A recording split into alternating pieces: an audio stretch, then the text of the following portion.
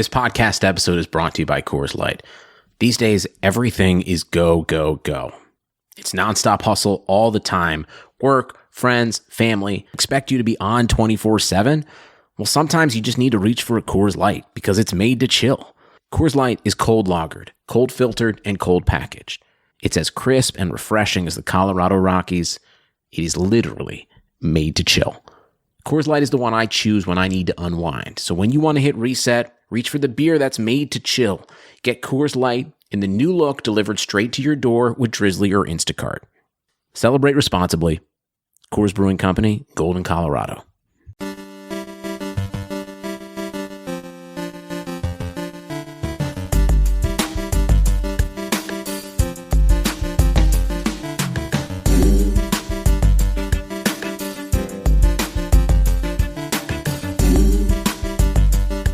What's up, folks, and welcome to another episode of the Keeping Karlsson Short Shifts podcast. I am your host, Ben Burnett. Joining me, as always, Louis Ezekiel, and the E is for enormous leads evaporating tonight. Louis, I came into the night with a 30-point lead in Cupful. As we start recording, that lead is down to 3 points. I am not having a good night. How about yourself?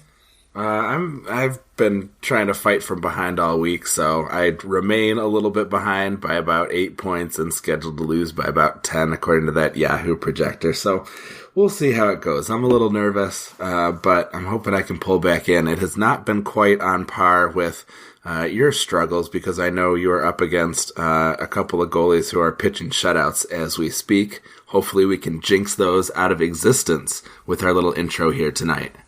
That's right. Right now we're looking at a Mackenzie Blackwood and Alex Stalock shutouts, which I hate, and I hope that we have jinxed them, although I'm feeling very, very unlucky tonight. Well, let's just say that they're sure to finish those shutouts off, and then everyone listening tomorrow will know what the results actually were and know how we jinxed them. There you go.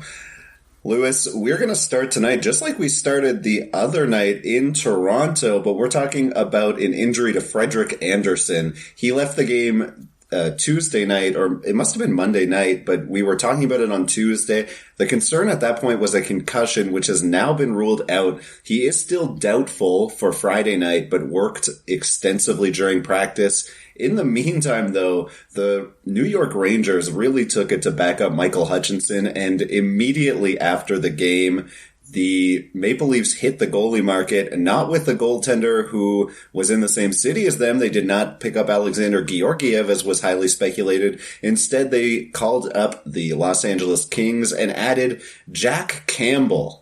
I'm not sure to what extent this matters, right? We have Frederik Andersen presumed back in the near-ish term, though no firm date on that. Do you have any thoughts on the Toronto Maple Leafs goaltending situation moving forward? Yeah, so first off, I'm a little surprised that the Rangers didn't move a little bit more aggressively to make this deal. I think that fantasy owners of Rangers goalie stocks are just chomping down tums at the thought of potentially facing the rest of the season trying to sort out a three-headed goalie monster. That seems like not a lot of fun, not my favorite thing to try to keep up with in terms of those goalie races.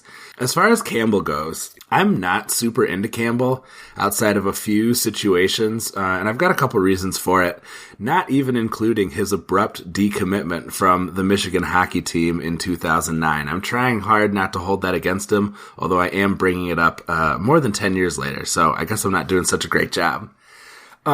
Before I jump into kind of dealing with some of his stats, I do want to say, obviously, a major caveat is that defensive problems on the Leafs are shared by both the goalies and the team defense and systems. I know there's Twitter factions that insist it's got to be either one or the other, but I'm going to try my best to take a measured approach and not claim that, it's entirely on the defense, nor is it entirely on the goalies that Campbell might be working to replace. But as I look at them, Campbell is 38th out of 53 goalies who have played 750 or more minutes this season in goals saved above average at minus 4.33. So the idea is an average goalie would have stopped about 4 1/3 more goals than Campbell would have so far this year. And that's only in 20 games. So, that's a pretty rapid way to build up that negative goals saved above average. The only player with a worse GSAA in fewer games is Anders Nilsson. Granted, Anderson has been underwater and goals saved above average this season and has still been an asset in fantasy, so we know that this is not the end-all and be-all. Campbell's also going from the team with the 11th best expected goals against to the team with the 26th best, or if you prefer, the 6th worst. And that also tracks with their high danger chances numbers that they're giving up. They actually have the same rank, 11th best and 6th worst with regard to the number of high danger chances that they give up. And those high danger chances kind of worry me because, again, among goalies with 650 or more minutes, he ranks only ahead of Ranta, Smith, Nilsson, Howard, and Dubnyk in high danger save percentage.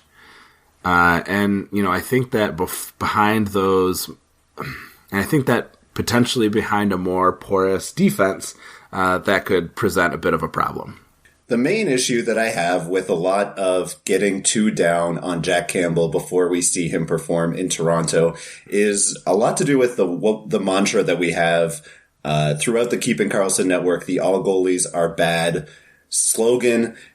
What that really means, like when you get down into the essence of it, is that no goalies are predictable. That's kind of what we're really getting at here. And so what we've seen over the past few years is that previous performance does not appear to always dictate future performance. When it comes to goalie performances, and, we're looking at so many different factors. We're looking at team performance. We're looking at defensive performance. We're looking at shots against. We're looking at where those shots come from. We're looking at how a goalie plays. And there's so much that goes into that mentally. And I really don't want to stress that the statistics don't matter, because obviously the statistics are important and they do tell a story of what has happened. But what we've learned with goaltenders is it can be kind of presumptuous to assume that just because they've done well on a specific sample size that they will do poorly moving forward. So, for example, Jack Campbell, pretty decent last year, suddenly not so good this year, though the LA Kings have been arguably a better defensive team.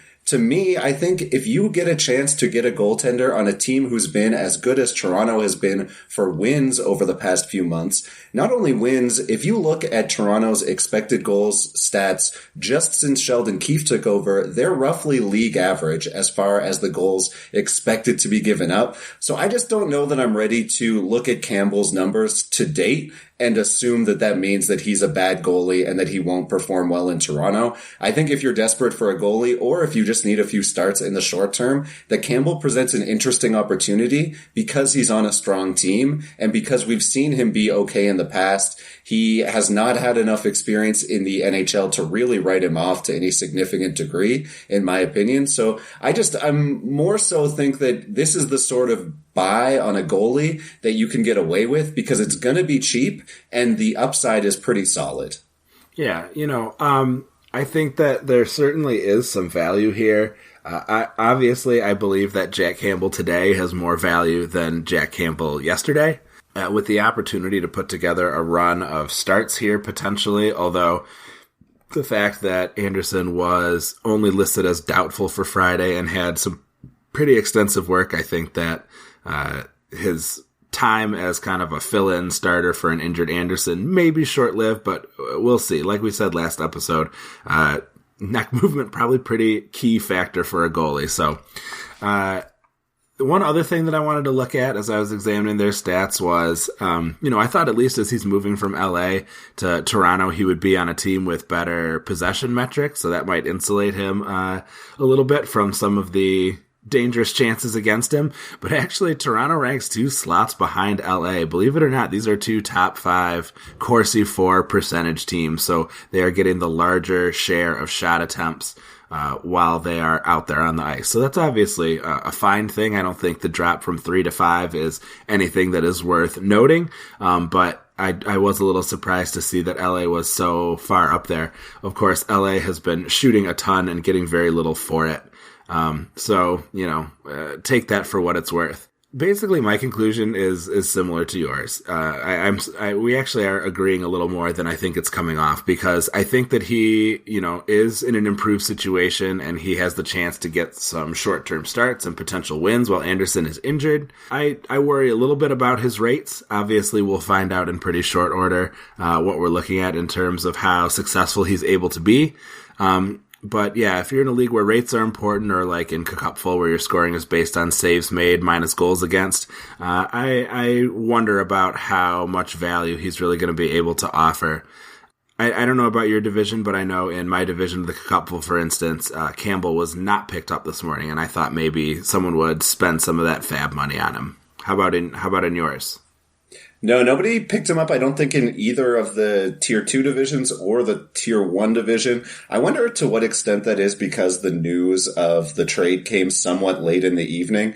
But the other thing for me that I think is interesting to bear in mind when it comes to Toronto moving forward is that a lot of the general managers and teams that are somewhat forward thinking when it comes to goaltending deployment have really leaned into the whole two-headed monster in net. I think that Kyle Dubas and Sheldon Keefe, two guys who have shown that they're willing to be forward-thinking about usage, are probably two guys who would love to be able to supplement Anderson's workload and keep him more fresh for a first-round matchup in the Atlantic. So my guess would be that they would love to give a goaltender a shot, even if Anderson is healthy. I don't think that he would supplant Anderson by any stretch, but we could be seeing, a 60-40 split if Campbell is up to hanging at a reasonable save percentage. Yeah, or maybe even just kind of a 1 out of every 3 games, but I think that is a really good observation. We've certainly seen the goaltending for the Leafs suffer in the early stages of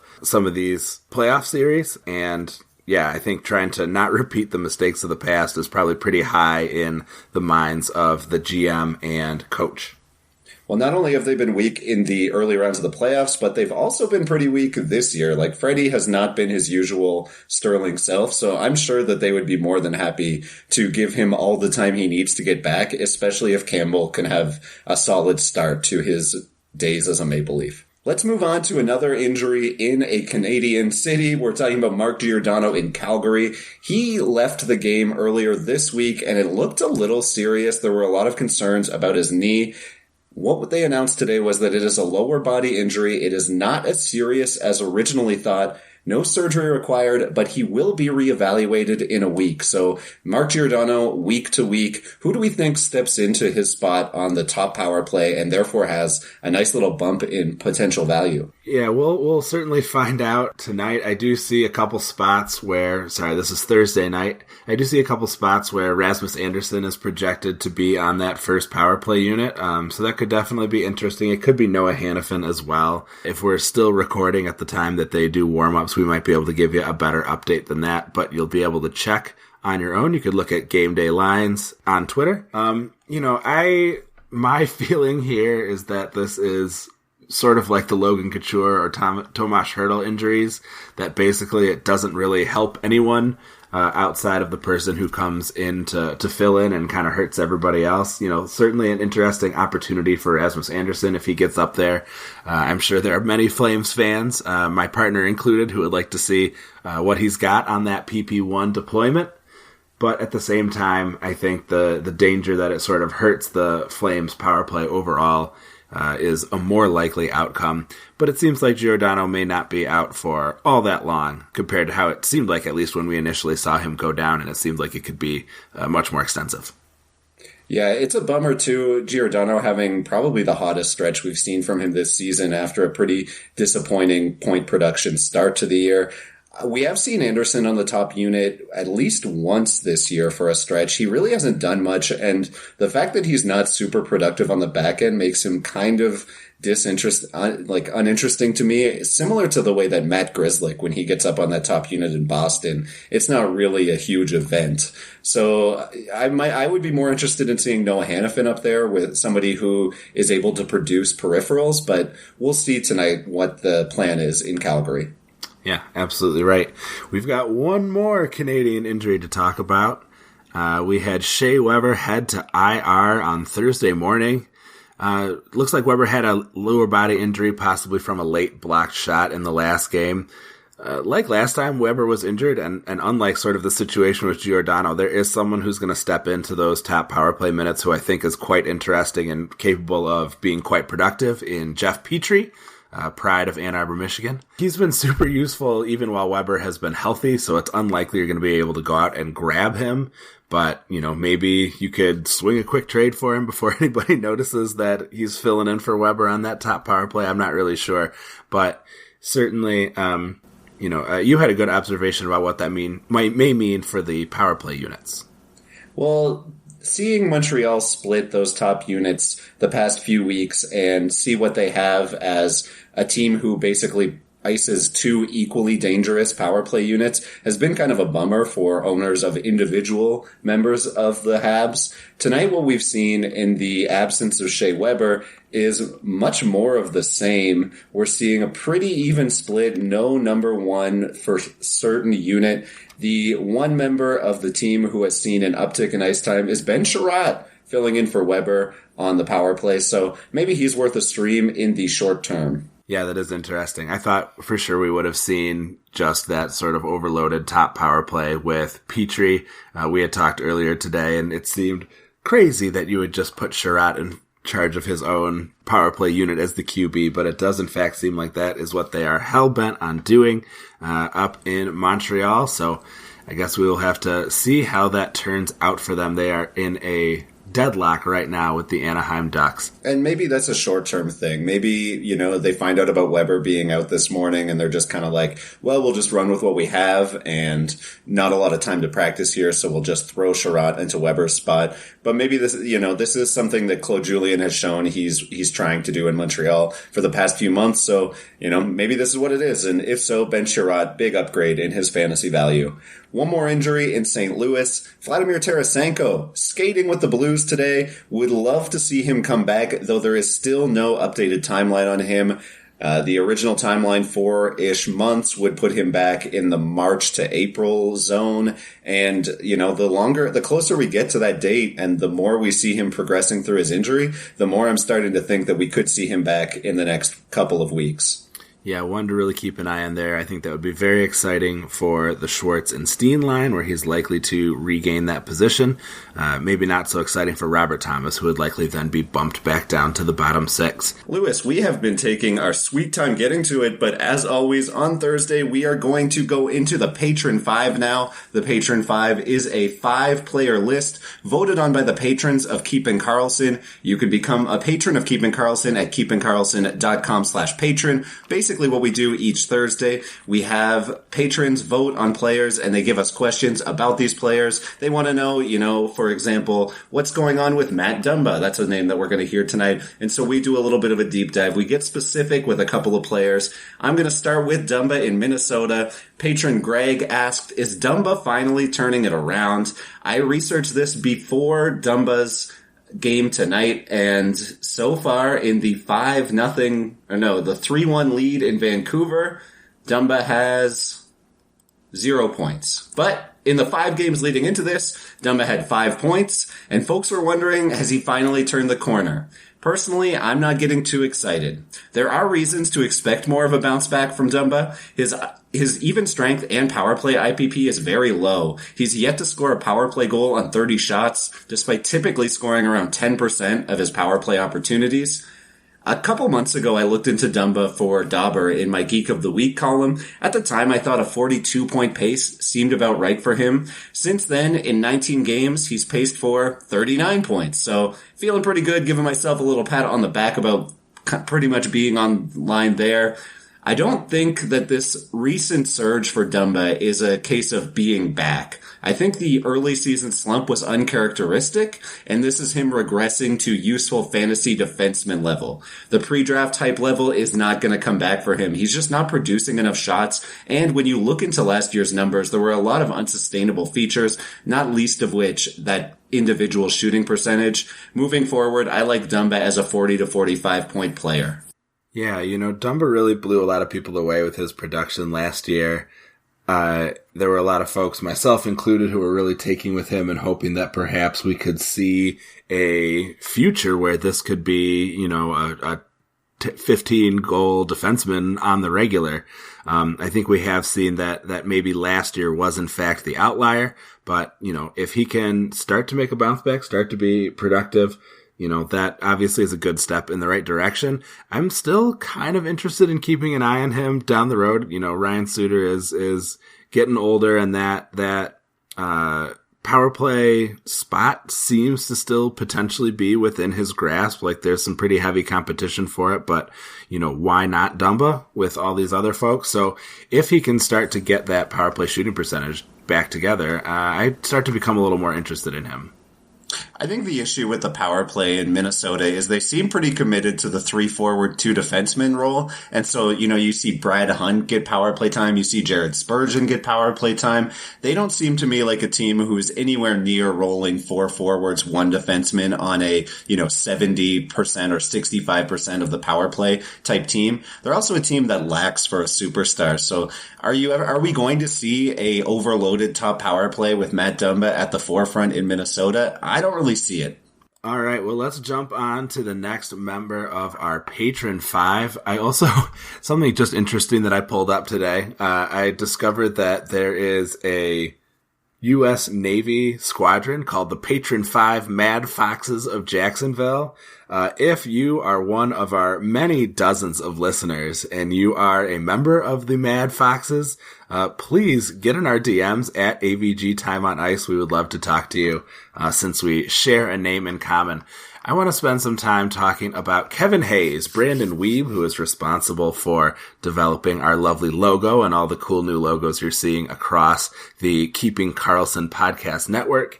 Asks, can Kevin Hayes sustain his awesomeness? He's often stuck on the third line.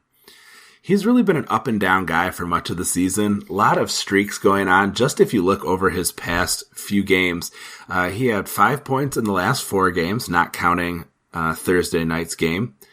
He only managed 4 points in the 11 games before that, and then had 7 in 5 before that. So we're looking at a 20-game set where he has managed a nice 14 points, but they've been very much separated by a long kind of gulf of lack of success and then bookended by some really successful spurts there. As Brandon mentions in the question, Hayes has spent significant time on the third line, even with Nolan Patrick injured for most of the year, with Couturier and then Giroux coming in from the wing to take one of the center slots ahead of him. Thursday night he played with Pitlick and Lawton, but he has spent more time with Konechny and Giroux over on the wing over the last 12 games, which has led to some games with some very nice time on ice. 4 of those 12 games he's played over 19 minutes, with Thursday's results still pending. He's also spent time on the top power play lately with 50% or greater share of power play time in 8 of his last 10 games. And this power play time is going to be a really important determining factor as to whether Hayes can keep up the awesome, because power play scoring is featured in both of the hot streaks I've mentioned, while the slumps have corresponded with periods of sub 50% power play time on ice. I'm a little worried about his shot rates, which have slowed down lately. He's had 2 or fewer shots in his last 6 games, again, Thursday not included, even as he's scored 3 goals in that time on 7 total shots. Still, if he's holding power play 1 time in Philly, I'm into Hayes as a stream, but I'm definitely ready to ditch him for something better the moment he loses that power play deployment, because he is relying on it for fantasy relevance. Yeah, I think the thing with Kevin Hayes is definitely that he's streaky, and when he's getting good deployment and putting up points, he's worth having in your roster. But there's no way that he's going to be that guy for 82 straight games, just like he wasn't in New York. So I think you hit it on the head with the streakiness. It's going to come in spurts, and so at that point, you're happy to hold him, but don't hold him too long. Yeah, I'm with you there. All right, we'll move on to the third player in our Patron 5 this week, and this is a player who is asked about, of course, by our newest patron, Lewis. This is my dad, Gord. And my dad wants to, he has made his first appearance on the show. Welcome to Short Shifts, Gord. Gord asks, what level of scoring should we expect from Gabriel Landeskog? A little personal anecdote here. I recently traded Gabriel Landeskog to my dad in a deal for I recently traded Gabriel Landeskog in a deal to my dad in exchange for Brock Besser. We're both kind of hoping for better days ahead out of those two players right now.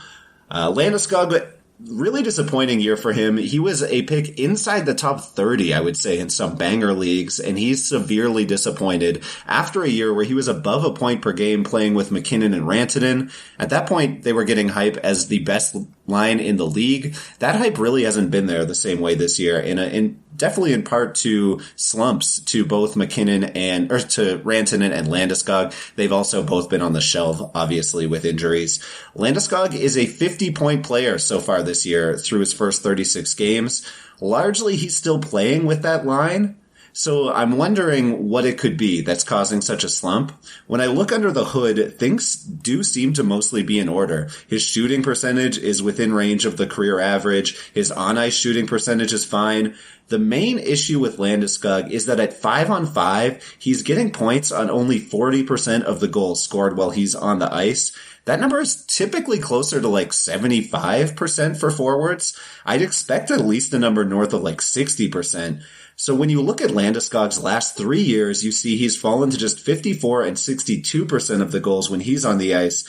I have a guess about this, and I don't have data to back this up, but my guess is this is the Rantanen and McKinnon show, and Landeskog doesn't really touch the puck when they're trying to move it up the ice, because why would you give it to Landeskog when you could have Nathan McKinnon barreling through the neutral zone and then fire the puck, or, ease up and make a pass to a streaking Landeskog as he comes in? Those shot rates are still there. It's really just that you're not seeing him get a ton of assists on the ice. So in my opinion, that lack of touching the puck is causing his assist totals to go down. I still expect positive regression from that 38% IPP right now, though, and it can't hurt to hold that deployment, right? Like, we're still seeing top line, top power play, all those minutes with McKinnon and Rantanen. You can't go wrong there. So I do see Landeskog turning it around, being a 70-point guy moving forward, and continuing to provide elite bangers floor. Yeah, 38% is way too low for a guy like Landeskog, but I think you're right. The fact is that the offense does not travel through him in the way that it once did, as McKinnon and Rantanen have really developed this chemistry in a way that was sort of McKinnon and Landeskog's setup previously. So I think you've got a good point that we are going to see some of those assists start to come back, but maybe not to the level that you might have expected 3 or 4 years ago. Absolutely. Why don't you tell us you're the fourth player on our list, Lewis? All right. A very exciting and interesting player that has been just flying off of waiver wires is Zach Sanford, who super patron Ryan M. has asked about. Sanford has been an intriguing ad the last couple weeks. He's been granted more minutes to build on his much improved points per 60 rates in the 2019-2020 season. And he's getting a lot of enviable deployment with that top six line with Ryan O'Reilly and David Perron, who have just been really quality offensively this season, even as they're being tasked with facing up against some of the more challenging opponents' lines. They're getting a lot of defensive zone starts. Their quality of competition is rather high, and yet they've been doing quite a bit of scoring. I like Sanford also because we mentioned this before when we talked about Tarasenko, but when and if Tarasenko returns, he is likely to be lining up on that Shen Schwartz line, which means that Sanford, as opposed to Robert Thomas, is someone who I think, if he can continue to build on this chemistry, is going to hold on to a top six spot with Tarasenko's return, whereas Thomas is likely doomed to drop down to bottom six deployment. And he's been really super productive over this stretch. In the last 9 games, he's outscored his total from the first 32 games, 11-10, to put him on a 42-point pace for the season, despite a 27-point pace at the midway mark. So this increase in scoring has come along with an extra 90 seconds or so of time on ice each night. And while he's been paired up, with the same line for much of his time, it's been his most common set of line mates for each quarter of the year so far. We're now within the third quarter. He's just getting more time out with those line mates, and he's shooting much more. He's up to almost 2 shots a game from kind of the 1 point somethings that he was in earlier in the season. So look, a return to a more modest pace for Sanford should be discussed as an inevitability rather than a likelihood. First of all, he's got 15 total power play minutes all year. He has managed a single power play shot in that time. So this is not a guy who is breaking into the power play in any meaningful way, and that's usually needed to maintain a sort of run like this. He's also shooting 15% on the season, including 5 goals on 17 shots in this latest 9-game hot streak. So this is obviously not a sustainable set of production, but in the short term, I like him as an ad while he's seeing at least 15 minutes a game. But if that time on ice drops back into the 12 to 13 range where he was before, or if he starts to cool off, like with Kevin Hayes, I am ready to drop him for a new shiny object if we start to see zeros on the score sheet. You know, I like Hayes because he's got that power play 1 deployment. I like Sanford because he's just been absolutely on fire. You know, I think they have different value for different GMs. It sort of depends on whether you're looking for a more modest but longer term solution or to take advantage of Sanford as a flash in the pan right now. Totally agree there. I don't see him as a season-long hold. I think he's someone that you ride while he's hot and then you bail as soon as he's not. I could see, you know, with Kevin Hayes, I think that you're getting actually like elite deployment with that power play line 1. Maybe not elite, but like high-end deployment. Sanford doesn't even have that. He really just has the hot streak. So I don't see that continuing for much longer. But while it's here, hey, I have no problem rolling. Yeah, I've got a bunch of shares. I'm trying to ride the wave while I can, but like I said, I am ready to drop him as soon as that next shiny object comes along and he starts to cool off. All right, we will get to the last player on the Patron 5, and this is a player, we're going full circle here. The first thing we talked about was the trade with LA and Toronto. Let's talk about the LA side of things here. Obviously, Jonathan Quick is the number 1 in LA still, but as a result of the trade, Cal Peterson has been called up, and the patrons of Keep and Carlson asked us to discuss Peterson's new value. Last year, Peterson was an excellent stream. He had a .931 save percentage in 11 games with the Kings. He started to turn heads, and then he got sent back down. I do remain skeptical about his numbers, especially in such a limited sample size. 11 games is really not enough to say, okay, this is the type of player he is. This is his true talent level. And in over 120 AHL games over the past 3 years, Campbell has struggled, putting up a .910, .896, and .906 save percentages in each sequential season. I went into this thinking, though, there's no way that he's interesting. LA is awful, and there's no saving this team. But I've really kind of come around on him with a few caveats. So it makes sense that LA, a team who is top 5 by expected goals for percentage, would be underperforming when John Quick is in net. But it's also possible that this is a team overrated by that metric, right? Like we've seen teams be bad despite solid underlying metrics. So, you know, it's tough to look at this LA team, and I've watched them this year, like they're a very uninspiring team. It's tough to watch them and reconcile that ranking in the expected goals market. On the other hand, though, Peterson did put up great numbers last year, and so did Jack Campbell. Campbell went on to really struggle this year. So why is that? Why has Peterson struggled so much with Ontario in the AHL despite having been good in the NHL? What if Jonathan Quick stays getting all of these starts? LA is still committed to him. He's got 3 more years on his deal at $6 million per deal. That deal is close to unmovable. Nobody wants 3 years of way past his prime Jonathan Quick. And the last thing you want in your fantasy leagues heading into the playoffs is Los Angeles' backup. So I think the move here is to wait and watch. If he starts coming in and they show they're willing to give him a run, he starts to become interesting, especially if he already, you know, off the top is putting up last year's numbers. But I'm not adding him sight unseen. And if he puts up a stinker or two, I'm probably not holding on. Yeah, I think that's a great point. And yeah, Peterson does not inspire a ton of confidence from me. I am very gun shy about LA goalies at all. You know, it's one of those situations where you look at the advanced stats and you say, you know, where am I seeing these really play out in the game? And we've seen certainly that teams can defy some of these advanced metrics for significantly long periods of time. So, despite and they have shortcomings too. You have LA just blasting everything they can at the net in a way that earns them things like their Corsi for percentage, but isn't necessarily helping them be successful in terms of winning games. I think Campbell, if you're looking for backup goalies, there are many that are more interesting than, sorry, I said Campbell. There are many more interesting than Peterson who are out there and available for you right now. Yeah, I'll list Jack Campbell as one of them. Yeah, I would rather have Jack Campbell than have Cal Peterson. I would rather have many of these guys who are kind of in either a battle or in kind of a two-headed monster situation. There are so many more interesting options out there that also play for teams that are more likely to probably get a win on a given night.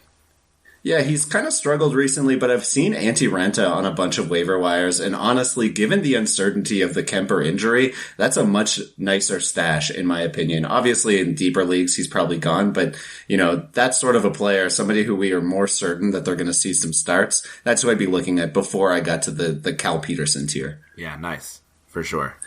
All right, well, Lewis, we have gone all of the time that we have. For myself, Ben Burnett, I am out of here. Why don't you sign us off? All right. Well, as always, we want to thank Fantrax, Yahoo, Natural Stat Trick, Corsica Hockey for helping us research our episode. Thank you to all the patrons of Keeping Karlsson for helping us make all of our wonderful shows that we bring to you each and every week. Please check out Saturday Streaming with Ben to give you some sit-start advice. Follow us on social media. Ben and I, along with our friend Jade, are at AVG Time on Ice. You can follow at Keeping Karlsson. And of course, Elon tweets out Game Day Lines with at Game Day Lines. All very useful tools for you. We love to answer your questions, interact with patrons, and anybody who's out there in the Twitterverse. So if you would love to chat with us, we'd love to chat back with you. And the first piece of advice we will give you is to play smart and keep your shifts short.